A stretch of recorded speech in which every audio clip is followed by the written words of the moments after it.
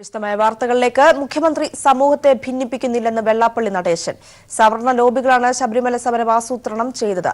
ശബരിമലയെ രാഷ്ട്രീയവൽക്കരിക്കുന്നതിനുള്ള അവസാന ശ്രമങ്ങളിലൊന്നായിരുന്നു അയ്യപ്പ ഭക്ത സംഗമം. ഇവരാരും വിളിച്ചില്ലല്ലോ. ഈ സമരവുമായി അയ്യപ്പനെയും നാമജപവുമായിട്ട് നടന്നപ്പോൾ ഈ പറഞ്ഞ അവർണരായ ആളുകളെ എല്ലാം വിളിച്ചൊരു ആലോചിച്ചിട്ടാണ് തുടങ്ങിയത്. ഈ തുടങ്ങി 3 പേരെ കൊണ്ടല്ലേ തുടങ്ങിയത്. തുടങ്ങി അത് മാർക്കറ്റ് ചെയ്ത് നോക്കി ആത്മീയത. അപ്പോൾ ആളിക്കത്തി. അപ്പോൾ എല്ലാം ചേർന്നു. അത് പിന്നെ രാഷ്ട്രീയവൽക്കരിച്ചു. ഇതൊക്കെ ശരിയാണോ? ഈ പൊതുജനം എന്നും കരുതുകയാണെന്ന് ആരും വിചാരിക്കരുത്. നിങ്ങളൊന്ന് ആലോചിക്കണം. കേരള ഗവൺമെന്റിന് ഒരു അപജയവും പറ്റില്ല ഈ വിഷയത്തിൽ. കാരണം ഒരു സുപ്രീം കോടതി വിധി ഉണ്ടായാൽ അത് നടപ്പിലാക്കാനുള്ള ബാധ്യത ഈ ഗവൺമെന്റ് അല്ല, ഏത് ഗവൺമെന്റ് ആണെങ്കിലും വന്നാൽ അവർ ചെയ്യാൻ ബാധ്യസ്ഥരാണ്. കൂടുതൽ വിവരങ്ങളുമായി രാജ്കുമാർ ചേരുന്നുണ്ട്. രാജ്കുമാർ, എന്തെല്ലാം കാര്യങ്ങളാണ് വെള്ളാപ്പള്ളി നടേശൻ പറഞ്ഞിരിക്കുന്നത്? അതായത് ഇന്നലെ അദ്ദേഹം പറഞ്ഞ നിലപാടുകൾ അദ്ദേഹം ഇന്ന് തിരുത്തിയിരിക്കുകയാണ്. ശബരിമലയെ രാഷ്ട്രീയവൽക്കരിക്കുന്നതിന്റെ അവസാന ഘട്ടമാണ് ഇപ്പോൾ അയ്യപ്പ സംഗമം എന്ന പേരിൽ BJP കർമ്മസമിതിയുടെ പേരിൽ നടപ്പാക്കിയത്. അതൊരു സവർണ ഒരു ഐക്യമാണ് അവിടെ രൂപം കൊണ്ടത്. താനും തന്റെ ഭാര്യയും ആ പരിപാടിയിൽ പങ്കെടുക്കേണ്ടിയിരുന്നതാണ്, പോകാൻ ശ്രമിച്ചതാണ്. പക്ഷെ തിരക്ക് കാരണം പോകാൻ പറ്റിയില്ല. പക്ഷെ പോയിരുന്നെങ്കിൽ തങ്ങൾ കെണിയിൽ അകപ്പെടുകയായിരുന്നു എന്നാണ് അദ്ദേഹം പറഞ്ഞു വെച്ചത്. അതുപോലെ സെൻകുമാറിനെ കാട്ടി ഈഴവന്റെ ഭാഗ്യം എന്ന് പറയണ അദ്ദേഹം SNDPയുടെ പ്രതിനിധി അല്ല, അതിനെ താങ്കൾ അംഗീകരിക്കുന്നില്ല. ഈ ഗവൺമെന്റ് ഏതെങ്കിലും തരത്തിൽ ഈ പ്രശ്നങ്ങൾ അവസാനിപ്പിക്കാൻ സമവായ ചർച്ചയ്ക്ക് ക്ഷണിച്ചാൽ അതിൽ പങ്കെടുക്കുമെന്നും അദ്ദേഹം പറഞ്ഞു. ശബരിമല വിഷയത്തിൽ ജനങ്ങളെ മണ്ടന്മാരാക്കാനാണ് കർമ്മസമിതി ഇപ്പോൾ ശ്രമിച്ചുകൊണ്ടിരിക്കുന്നത്. കോൺഗ്രസിനും BJPക്കും ഇക്കാര്യത്തിൽ ഒരു നിലപാടില്ല. ശബരിമല വിഷയത്തിൽ സർക്കാരിന് അപജയം ഉണ്ടായിട്ടില്ല. ശബരിമല വിഷയത്തിൽ UDFന് സർവനാശം സംഭവിക്കുമെന്നും അദ്ദേഹം UDFനെ ആക്രമിച്ചുകൊണ്ട് പറഞ്ഞിരിക്കുന്നു. കലക്കവെള്ളത്തിൽ മീൻ പിടിക്കാൻ രാഷ്ട്രീയ പാർട്ടികൾ കൊണ്ട് ശ്രമിക്കുന്നു. കോൺഗ്രസ് വോട്ടുകൾക്ക് ഇക്കുറി BJPക്ക് ലഭിക്കും. അതേസമയം ഇടതുപക്ഷത്തിന് ഒരു ചുക്കും സംഭവിക്കില്ല എന്നും വെള്ളാപ്പള്ളി പറയുന്നു. മാതാ അമൃതാനന്ദമയ ദേവി പങ്കെടുത്തതുകൊണ്ടാണ് ജനങ്ങൾ തടിച്ചുകൂടിയത്. അവരുടെ ഡിവോട്ടീസ് ആയിട്ടുള്ളവർ വന്നതുകൊണ്ടാണ് ജനം കൂടിയത്, അല്ലാതെ ഇതിനോട് യോജിക്കുന്നത് കൊണ്ടല്ല. ശബരിമലയെ വിവാദ ഭൂമിയാക്കരുത് എന്നും വെള്ളാപ്പള്ളി അഭ്യർത്ഥിച്ചു. യുവതീ പ്രവേശനത്തിൽ സർക്കാരിന്റെ പാളിച്ചകൾ ആദ്യ അതിൽ സംഭവിച്ചെന്ന് തോന്നുമെങ്കിലും അത് സുപ്രീം കോടതി വിധി നടപ്പാക്കുന്ന കാര്യത്തിൽ മാത്രമാണ് സർക്കാർ ചെയ്തിട്ടുള്ളത്. ഏതെങ്കിലും തരത്തിലൊരു വീഴ്ച ഉണ്ടായതായി അല്ലെങ്കിൽ ഏതെങ്കിലും യുവതികൾ കയറിയതിൽ മുഖ്യമന്ത്രിക്ക് പങ്കുണ്ടെന്ന് പറയാൻ കഴിയില്ല. അദ്ദേഹം അങ്ങനെ ഒരു ചെയ്യുന്ന ഒരു മണ്ടനായിട്ട് നമുക്ക് കാണാൻ കഴിയില്ല. അദ്ദേഹം പ്രാവീണ്യം തെളിയിച്ചിട്ടുള്ള ഒരു വ്യക്തിയാണ്. അതുകൊണ്ട് തന്നെ മുഖ്യമന്ത്രിയുടെ അറിവോടെയാണ് നടന്നു എന്നുള്ളത് താൻ വിശ്വസിക്കുന്നില്ല എന്നും വെള്ളാപ്പള്ളി നടേശൻ പറഞ്ഞു. മുഖ്യമന്ത്രി ജനങ്ങളെ ഭിന്നിപ്പിക്കാൻ ശ്രമിക്കുന്നില്ലെന്ന് വെള്ളാപ്പള്ളി നടേശൻ. മറ്റ് ചിലരാണ് ഇതിന് ശ്രമം നടത്തുന്നത്. ആസൂത്രണമായ നീക്കമാണ് ശബരിമല സമരത്തിൽ നടന്നതെന്നും വെള്ളാപ്പള്ളി പറഞ്ഞിരിക്കുകയാണ്. ഇതിന്റെ വിശദാംശങ്ങളാണ് രാജ്കുമാർ നൽകിയത്. KSന്റെ 3 സ്ട്രീമുകളിലും സംവരണം ഉറപ്പാക്കുമെന്ന് മന്ത്രി AK ബാലൻ. ഇതിനായി ചട്ടം ഭേദഗതി ചെയ്യും. മുന്നോക്ക സമുദായങ്ങളിലെ പിന്നോക്കക്കാർക്ക് ഉള്ള സംവരണം അടിയന്തരമായി നടപ്പാക്കും. എത്ര ശതമാനം വേണമെന്നും വരുമാന പരിധി എത്രയാകണമെന്നുമുള്ള കാര്യം LDF തീരുമാനിക്കുമെന്നും AK ബാലൻ പറഞ്ഞു. അദ്ദേഹത്തിന്റെ വാക്കുകളിലേക്ക് അദ്ദേഹം മാധ്യമങ്ങളെ കാണുകയാണ്. പറഞ്ഞത് പുരുഷൻ എന്ന് പറഞ്ഞാൽ സ്ത്രീ പ്രസവിച്ചതാണ്. അപ്പോൾ പുരുഷനുള്ള എല്ലാ സ്വാതന്ത്ര്യവും സ്ത്രീക്ക് ഉണ്ടാകണമെന്നാണ്. പിന്നെ 10 കൊല്ലം കഴിയുമ്പോൾ ഒരു മാറ്റമായി തോന്നുന്നു ഈ പരാമർശം. അത് മാത്രമല്ല, ആ സ്റ്റേജിൽ മന്ത്രിമാരെ എല്ലാം വിമർശിക്കുകയാണ് സന്യാസിമാർ. അത് അവരാലോചിക്കണം. മന്ത്രിമാരുടെ പേരെടുത്ത് പറഞ്ഞുകൊണ്ട് വിമർശിക്കുകയാണ്. അമ്മ സാക്ഷിയുമാണ്. അപ്പം അങ്ങനെയുള്ള ഒരു വേദിയിൽ എല്ലാവരുടെയും അമ്മയായ അമ്മ ഇങ്ങനെയുള്ള ഈ പരാമർശങ്ങൾ നടത്തുന്ന വേദിയിൽ പങ്കെടുക്കേണ്ടിയിരുന്നോ? അപ്പോഴെങ്കിലും അതൊരു രാഷ്ട്രീയമായ മോട്ടിവേഷൻ അതിൻ്റെ പിന്നിലുണ്ട് എന്ന് തോന്നേണ്ടതല്ലേ? ഈ ഒരാശങ്കയിൽ ഒരു മകന് തോന്നുന്ന വികാരം കോടിയേരിയുടെ ഭാഗത്തുനിന്ന് വന്നു എന്നല്ലാതെ വേറെ ഏതെങ്കിലും രൂപത്തിലുള്ള ഒരു ആക്ഷേപമോ വിമർശനമോ ഒന്നും കോടിയേരിൻ്റെ ഭാഗത്ത് ഉണ്ടായിട്ടില്ല. എല്ലാവരും നമ്മളിപ്പോൾ അമ്മേൻ്റെ ശൈലമൊക്കെ ഞങ്ങൾ പോയതാണ്, തീരുമാനിച്ചിട്ട് തന്നെ LDF തീരുമാനിച്ചിട്ട് തന്നെ പോയതാണ്. ബിനോയ് വിശ്വനും ഞാനും മറ്റു മന്ത്രിമാരൊക്കെ പോയിട്ടുണ്ട്. അവരുടെ ആതുര സേവന മേഖലയുമായി ബന്ധപ്പെട്ടുകൊണ്ട് അവർ നടത്തിയ സംഭാവനകളും ഇടപെടലുകളും എല്ലാം ഞങ്ങൾ റെക്കഗ്നൈസ് ചെയ്താണ്. ഞങ്ങളൊക്കെ പങ്കാളികളാണ്. അപ്പം ഞങ്ങളെ ഒരു അമ്മയുടെ മക്കളല്ല എന്നുള്ള രൂപത്തിൽ ചിത്രീകരിക്കുന്നു എന്ന് വരുമ്പോൾ ഒരു വിഷമത കൊണ്ട് പറഞ്ഞു എന്നേ ഉള്ളൂ. തിരുവനന്തപുരത്ത് മാധ്യമങ്ങളെ കാണുകയായിരുന്നു മന്ത്രി AK ബാലൻ.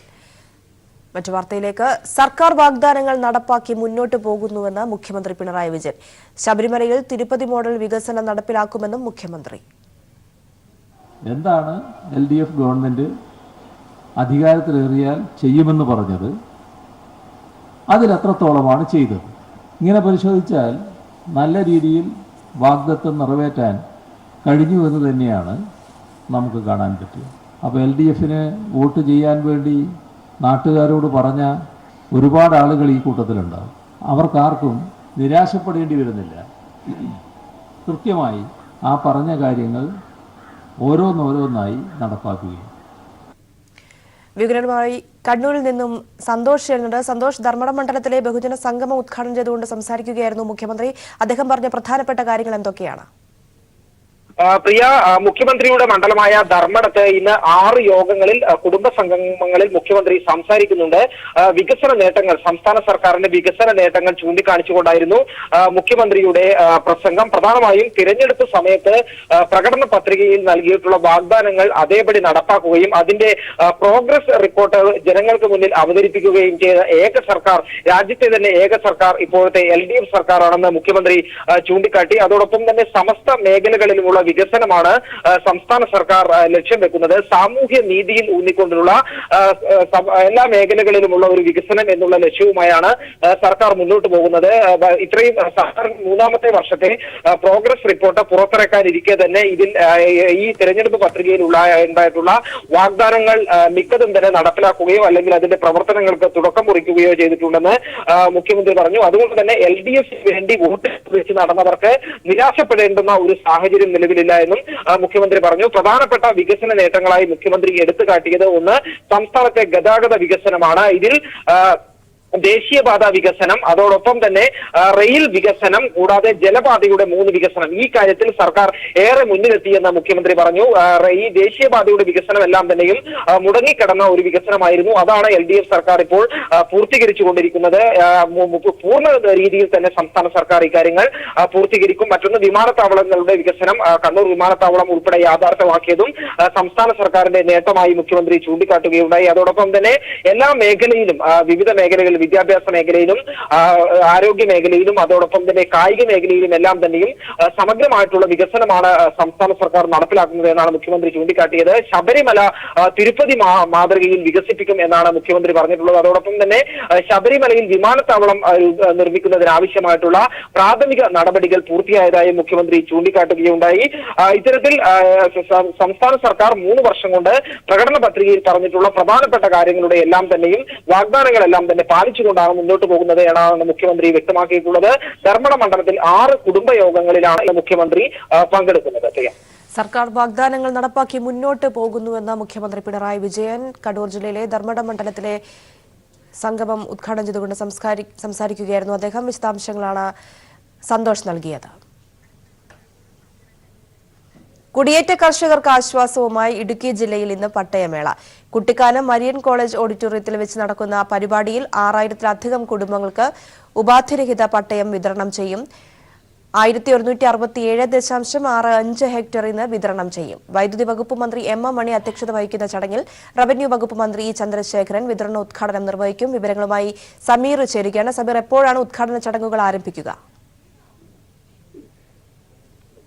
ഉദ്ഘാടന ചടങ്ങുകൾക്ക് ഇപ്പോൾ തുടക്കമായിരിക്കുന്നു. റവന്യൂ വകുപ്പ് മന്ത്രി ഉദ്ഘാടനത്തിന് ഇതിന്റെ ദീപം തെളിയിച്ചിരിക്കുന്നു. ഒപ്പം തന്നെ അധ്യക്ഷൻ മന്ത്രി M. മണിയും ദീപം തെളിയിച്ചുകൊണ്ട് ഔദ്യോഗികമായിട്ടുള്ള ഉദ്ഘാടനം ആരംഭിച്ചു. ഇനി വൈകാതെ തന്നെ പട്ടയം വിതരണം ചെയ്യാൻ ആരംഭിക്കും.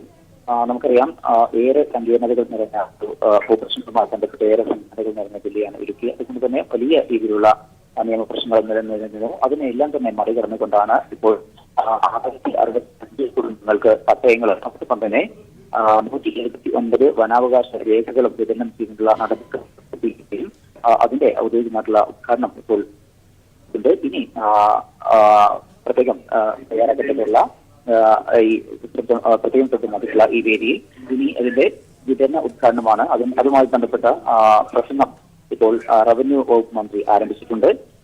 1167.65 ഹെക്ടർ ഭൂമിയാണ് ഈ മേളയിൽ വിതരണം ചെയ്യുന്നത്. ഈ ഇടത് സർക്കാർ അധികാരത്തിൽ വന്ന ശേഷം നടക്കുന്ന 3ാമത്തെ പട്ടയമേളയാണിത്. ആദ്യ 2 ഘട്ടങ്ങളിലായിക്കൊണ്ട് 14,354 പട്ടയങ്ങൾ വിതരണം ചെയ്തിരുന്നു. ഇതെല്ലാം നൽകിയത് പൂർണ്ണമായും ഉപാധിരഹിത പട്ടയങ്ങളാണ് എന്നുള്ളതാണ് ഏറ്റവും ശ്രദ്ധേയമായ കാര്യം. ഇന്ന് നടക്കുന്ന 6065 കുടുംബങ്ങൾക്ക് പട്ടയം കൂടി നൽകുമ്പോൾ ഇടുക്കി ജില്ലയിൽ നിന്ന് ഈ സർക്കാർ അധികാരത്തിൽ വന്ന ശേഷം പട്ടയം ലഭിക്കുന്ന കുടുംബങ്ങളുടെ എണ്ണം 20,419 ആയി മാറുന്നു എന്നുള്ള ഒരു സവിശേഷത കൂടിയുണ്ട്. എന്തായാലും ചടങ്ങുകൾക്ക് ഇപ്പോൾ തുടക്കമായിരിക്കുന്നു. വൈകാതെ തന്നെ മന്ത്രി ഇതിന്റെ വിതരണം നിർവഹിക്കുകയും ചെയ്യും. ഇടുക്കി ജില്ലയിൽ പട്ടയമേളയുടെ ഉദ്ഘാടന ചടങ്ങുകൾക്ക് തുടക്കമായിരിക്കുകയാണ്. വിവരങ്ങളാണ് സമീർ നൽകിയത്. ഇടവേള. മഹാരാഷ്ട്രയ്ക്ക് പിന്നാലെ ഉത്തർപ്രദേശിലും ശിവസേന ഒറ്റയ്ക്ക് മത്സരിക്കാൻ തീരുമാനം. 25 സീറ്റുകളിലായിരിക്കും ശിവസേന മത്സരിക്കുക. അതേസമയം ബിജെപിയുമായി മത്സരിക്കാൻ ശിവസേന തയ്യാറല്ല. ബിജെപി സഖ്യകക്ഷിയായ എസ്പിയെ കൂട്ടാൻ ശ്രമം നടത്തും. ശിവസേന നേതാവ് സഞ്ജയ് റാവത്താണ് ഇക്കാര്യം പ്രഖ്യാപിച്ചത്. വിവരങ്ങളുമായി ശരത് ചേരുകയാണ്. ശരത്, വിശദാംശങ്ങൾ. തീർച്ചയായും പ്രിയ സൂചിപ്പിച്ചതുപോലെ തന്നെ ബിജെപിയെ സംബന്ധിച്ചിടത്തോളം ഉത്തർപ്രദേശിൽ മഹാസഖ്യത്തിന്റെ പ്രഖ്യാപനം വന്നതോടുകൂടി തന്നെ ഉത്തർപ്രദേശിലെ സാധ്യതകൾ ഏറെക്കുറെ അസ്തമിച്ചിരുന്നു. ഇതിന് പിന്നാലെയാണ് ബിജെപിക്ക് ഏറെ തിരിച്ചടി ഉണ്ടാകുന്ന മറ്റൊരു തീരുമാനം ശിവസേന പ്രഖ്യാപിച്ചിരിക്കുന്നത്. മഹാരാഷ്ട്രയിൽ 48 സീറ്റുകളിൽ ഒറ്റയ്ക്ക് മത്സരിക്കുമെന്ന് പ്രഖ്യാപിച്ച ശിവസേന ഉത്തർപ്രദേശിലും ശിവസേന ഒറ്റയ്ക്ക് 25 സീറ്റുകളിൽ മത്സരിക്കുമെന്നാണ് വ്യക്തമാക്കിയിരിക്കുന്നത്. മഹാരാഷ്ട്രയിൽ തെരഞ്ഞെടുപ്പ് ഉടമ്പടികളെല്ലാം തന്നെ ബിജെപി അംഗീകരിക്കാൻ തയ്യാറാകാത്ത ഒരു സാഹചര്യമാണ് ഉണ്ടായത്. അതിനെ തുടർന്നാണ് ഞങ്ങൾ ലോക്സഭാ തെരഞ്ഞെടുപ്പിൽ ഒറ്റയ്ക്ക് മത്സരിക്കാൻ തീരുമാനിച്ചിട്ടുണ്ടായിരുന്നത്. ഇതിന് പിന്നാലെയാണ് ഇത്തരം ഒരു തീരുമാനം ഉത്തർപ്രദേശിലും കൈക്കൊള്ളാൻ തീരുമാനിച്ചത് എന്നാണ് ശിവസേന നേതാവ് സഞ്ജയ് റാവത്ത് വ്യക്തമാക്കിയത്. ഉത്തർപ്രദേശിലെ ലക്നൌവിൽ ശിവസേനയുടെ സ്ഥാപകനായ ബാലസാഹേബ് താക്കറെയുടെ സിനിമയുടെ പ്രചരണാർത്ഥം സഞ്ജയ് റാവത്ത് എത്തിയിരുന്നു. ഇവിടെ വെച്ച് ആയിരുന്നു പ്രഖ്യാപനം നടത്തിയത്. അതോടൊപ്പം തന്നെ മറ്റൊരു പ്രധാനപ്പെട്ട കാര്യം കൂടി സഞ്ജയ് റാവത്ത് വ്യക്തമാക്കിയിട്ടുണ്ട്. അതായത് നിലവിൽ ഉത്തർപ്രദേശിലെ ബിജെപി സർക്കാരിന്റെ സഖ്യകക്ഷിയായിരിക്കുന്ന SBSP എന്ന പാർട്ടി, ആ SBSP പാർട്ടി നിലവിൽ ബിജെപിയുമായി ഇടഞ്ഞു നിൽക്കുന്ന സാഹചര്യമാണുള്ളത്. SBSPയെ പറ്റുമെങ്കിൽ കൂടെ കൂട്ടി മത്സരിപ്പിക്കാനും സഖ്യത്തിന്റെ ഭാഗമാക്കി നിർത്തി കൂടെ കൂട്ടി മത്സരിപ്പിക്കാനും ശ്രമം നടത്തുമെന്നാണ് ശിവസേന വ്യക്തമാക്കിയിരിക്കുന്നത്. പിന്നോക്ക വിഭാഗങ്ങളിൽ ഏറെ സ്വാധീനമുള്ള പാർട്ടിയാണ് സുഹൽദേവ് രാജ്കറിന്റെ SBSP പാർട്ടി. അതിനാൽ തന്നെ ഇത്തരത്തിൽ ശിവസേനയുമായി SBSP കൂട്ടുകൂടുകയാണെങ്കിൽ ബിജെപിക്ക് അതും വലിയ തിരിച്ചടിയാകുമെന്ന് തന്നെയാണ് മനസ്സിലാക്കേണ്ടത്. നേരത്തെ മഹാസഖ്യത്തിന്റെ പ്രഖ്യാപനത്തോടുകൂടി വലിയ ഒരു വിഭാഗം, പിന്നോക്ക വിഭാഗം വോട്ടുകൾ ബിജെപിക്കെതിരായി മാറും എന്നുള്ള ഒരു കൃത്യമായ സൂചനയുണ്ടായിരുന്നു. ഇതിന് പിന്നാലെയാണ് ശിവസേന ഇത്തരമൊരു തീരുമാനമെടുത്തത്.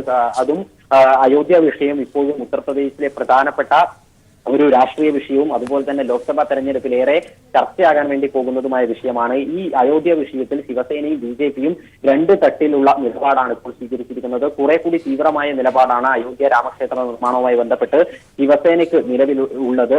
അതിനാൽ തന്നെ ബിജെപിയുടെ വോട്ട് ബാങ്കായ തീവ്ര ഹിന്ദു വോട്ട് ബാങ്കുകളിൽ ഒരു വിഭാഗം ഒരുപക്ഷെ ശിവസേനയ്ക്ക് അനുകൂലമായി വോട്ട് ചെയ്യാനും സാധ്യതയുണ്ട്. ആ രീതിയിൽ ബിജെപിയുടെ ആ വോട്ടിന്റെ എണ്ണത്തിലും അത്തരത്തിലുള്ള ഒരു വിഭജനത്തിനുമുള്ള സാധ്യതയാണ് ഈ ശിവസേനയുടെ ഒറ്റയ്ക്ക് മത്സരിക്കാനുള്ള തീരുമാന പ്രഖ്യാപനത്തിലൂടെ ഉണ്ടാകുന്നത്.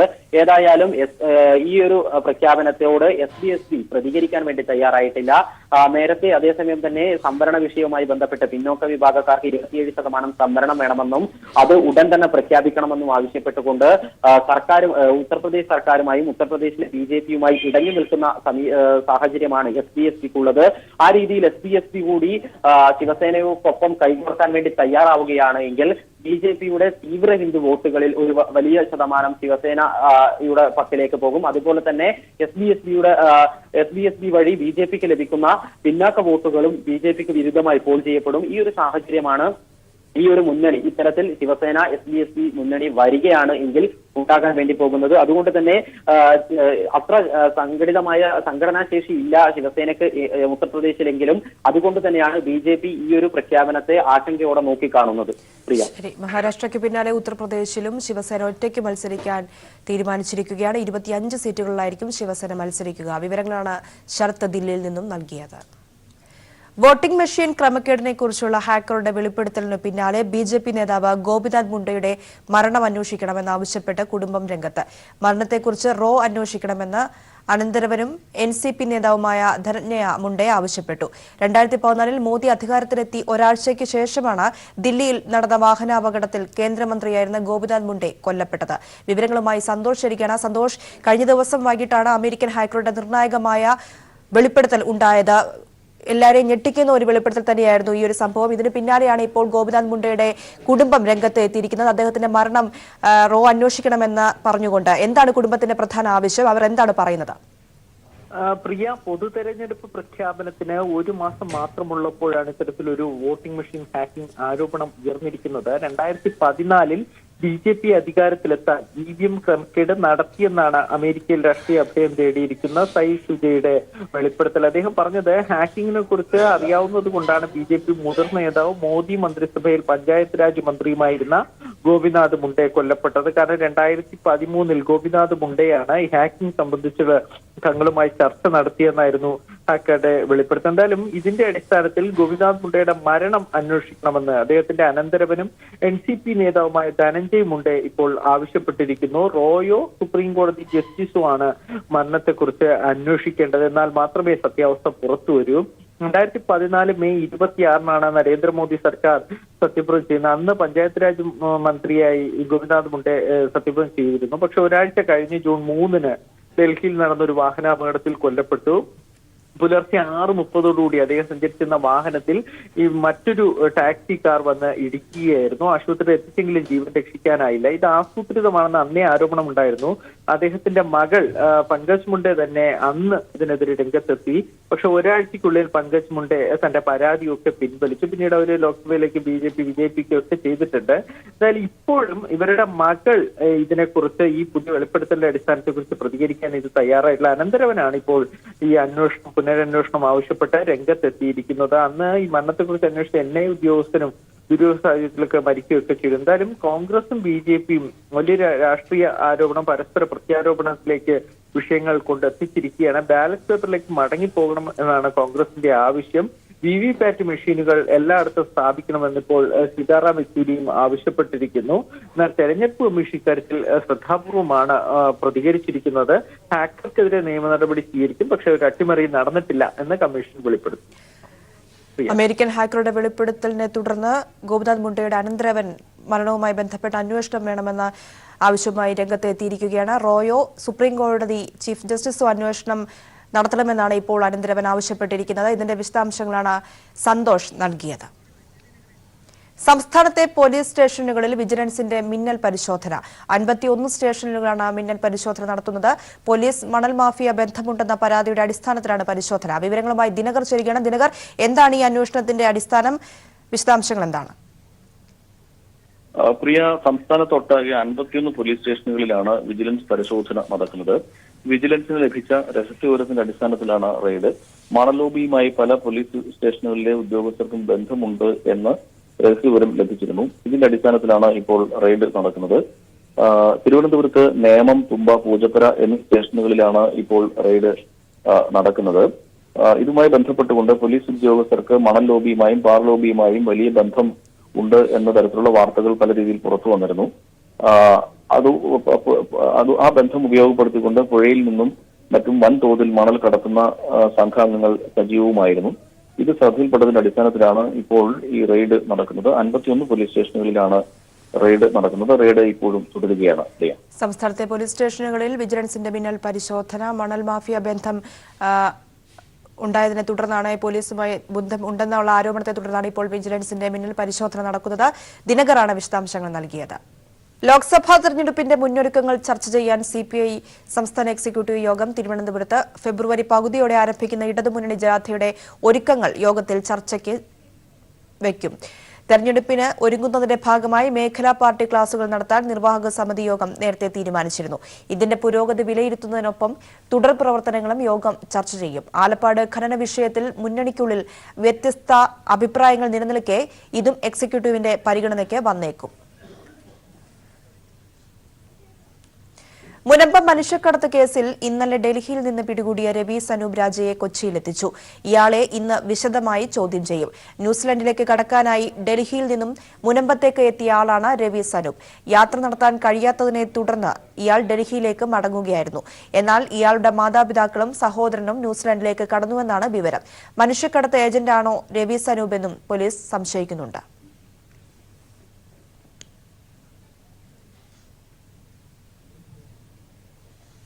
മുനമ്പം മനുഷ്യക്കടത്ത് കേസിൽ കസ്റ്റഡിയിലുള്ളവരുടെ അറസ്റ്റ് ഉടനുണ്ടാകും. പോലീസ് കസ്റ്റഡിയിലുള്ള അനിൽകുമാർ, പ്രഭു എന്നിവരുടെ അറസ്റ്റ് ഇന്ന് രേഖപ്പെടുത്തിയേക്കും. ബോട്ടുടമയായ അനിൽകുമാറിന്റെയും മനുഷ്യക്കടത്തിന് നേതൃത്വം നൽകിയതെന്ന് കരുതുന്ന പ്രഭുവിന്റെയും മൊഴിയിൽ ഇരുവരും തങ്ങളുടെ പങ്ക് വെളിപ്പെടുത്തിയെന്നാണ് വിവരം. അതേസമയം ബോട്ട് മുനമ്പം തീരം വിട്ട് ഇന്നേക്ക് 10 ദിവസം പിന്നിട്ടു.